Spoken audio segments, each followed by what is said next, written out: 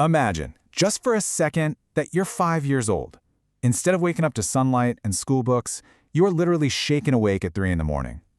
You leave your entire childhood behind at the surface, and you plunge into the terrifying, totally sensory-deprived depths of a Victorian coal mine.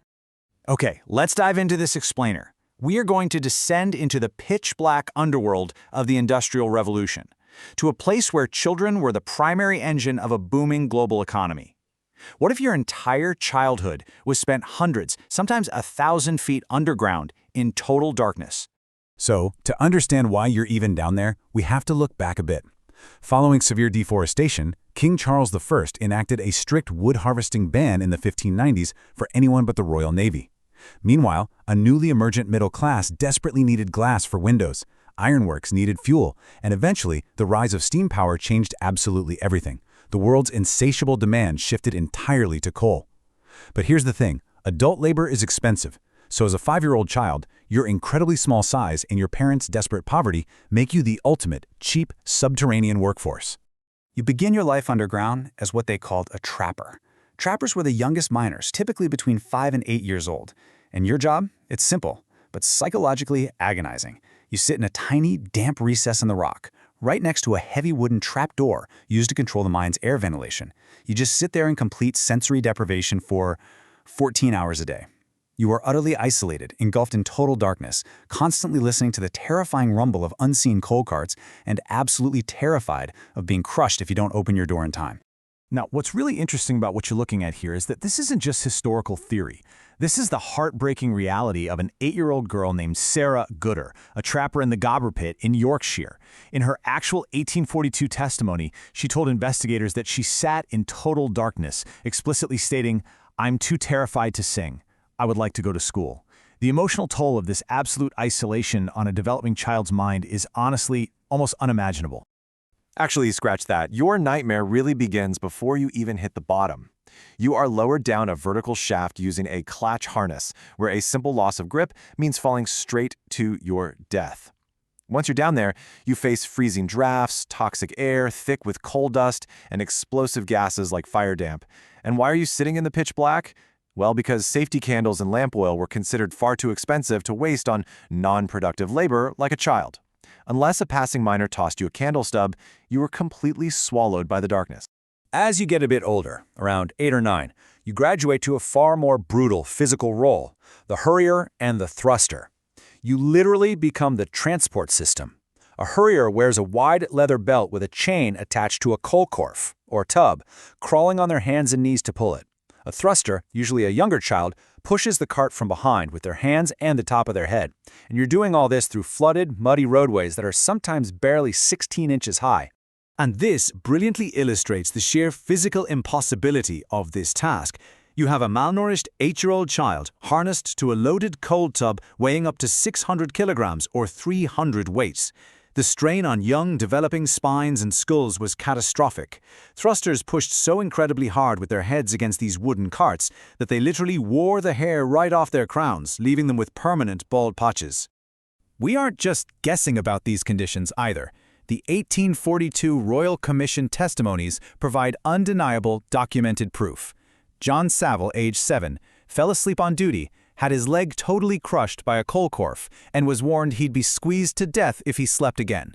Janet Cumming, age 11, forced by her own father to carry heavy coal creels through water reaching her calves. Isabella Reed, age 12, carried 1.25 hundredweight of coal on her back for 25 to 30 journeys every single day. Ann Ambler, age 15, rode down the clutch harness in the laps of boys, working without any shoes. And Patience Kershaw, age 17, pulled 300-weight carts for over a mile underground, developing a bald patch on her head while working alongside completely naked miners who verbally abused her. You might ask, why on earth did parents allow this? Well, it was basic survival, dictated by the stinting or DARG system. This economic system capped the daily output a single adult collier could submit for payment. So to maximize their earnings and just barely feed their families, colliers were literally forced to recruit their own children to help load and transport the coal. If you fell asleep or worked too slowly, you faced the wooden pick shaft or the yard wand of the deputy overman, who mercilessly beat children just to keep production moving. While British children toiled in the dark, across the Atlantic in American anthracite mines, a totally different nightmare existed on the surface: the breaker boy. Usually aged 8 to 14, you sit perched on thin wooden boards right over Russian coal chutes. For 10 hours a day, 6 days a week, you're sorting the good coal from the incredibly sharp slate entirely by hand. Instead of sensory deprivation, it's extreme sensory overload. A dry, deafeningly loud environment, thick with choking coal dust. So the crucial point is the physical toll this took. Because gloves were strictly forbidden, you need a precise tactile feel to sort the slate. The physical mutilation was constant. Boys suffered what they called red tips, their fingers perpetually cut, bruised, and bleeding from the sharp coal. When the coal is washed, it created sulfuric acid that literally burned their hands. A single slip meant immediate amputation by the rapidly moving conveyor gears, or being entirely smothered and crushed to death in the massive coal piles. And all of them, breathing in that thick dust, developed early-onset black lung disease. But it took a horrific catastrophe to force society to finally open its eyes. The date is August 1838. A violent, relentless thunderstorm is battering the surface above the Huskar colliery in South Yorkshire. Below ground, dozens of children are working in total darkness. Suddenly, the surface floodwaters breach the mine's ventilation drift. A massive, freezing torrent of water cascades down the shaft. The pitch-black subterranean tunnels rapidly fill up. Imagine the sheer, unadulterated panic. Trapped in the dark, freezing water rushing in, cutting off your absolute only escape route. 26. That is the exact number of children who drowned in the pitch black of that mine that day. 11 girls dead. Their ages ranging from just 8 up to 16 years old. 15 boys dead, ranging from ages 9 to 12, all wiped out in the freezing dark. The sheer scale of this tragedy absolutely horrifies the Victorian society that had until now chosen to remain willfully blind to it all. The newspapers report the disaster, and the shockwaves reach all the way to Queen Victoria herself, who personally intervenes. She orders a massive, unprecedented Royal Commission of Inquiry, headed by Lord Ashley, forcing inspectors to actually go down into the darkness and finally document the atrocities of child labor in the pits. Let's move to and see how this builds. The 1838 Huskar disaster became the ultimate tipping point.